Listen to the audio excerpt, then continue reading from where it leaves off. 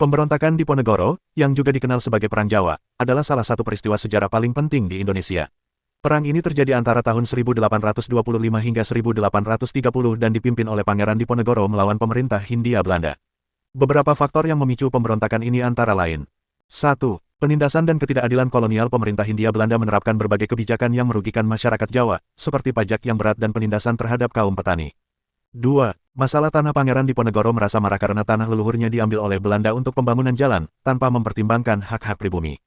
3. Krisis ekonomi dan sosial. Kebijakan kolonial memperburuk kondisi ekonomi dan sosial masyarakat Jawa, yang akhirnya menyebabkan ketidakpuasan yang meluas.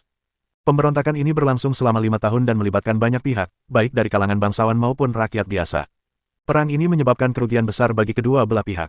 Akhirnya, Pangeran Diponegoro ditangkap pada tahun 1830 setelah dijebak dalam perundingan oleh Belanda. Dampak dari pemberontakan ini cukup signifikan, antara lain. Kerugian besar bagi Belanda. Perang ini menguras sumber daya dan keuangan Belanda secara signifikan. Kesadaran nasional. Pemberontakan ini menjadi salah satu simbol perlawanan terhadap kolonialisme dan membangkitkan semangat nasionalisme di kalangan rakyat Indonesia. Perubahan kebijakan kolonial. Setelah perang, Belanda mengubah beberapa kebijakan mereka, meskipun penindasan tetap berlanjut hingga masa kemerdekaan. Perang Diponegoro adalah salah satu contoh penting dari perjuangan melawan kolonialisme di Indonesia dan meninggalkan warisan yang kuat dalam sejarah perjuangan bangsa.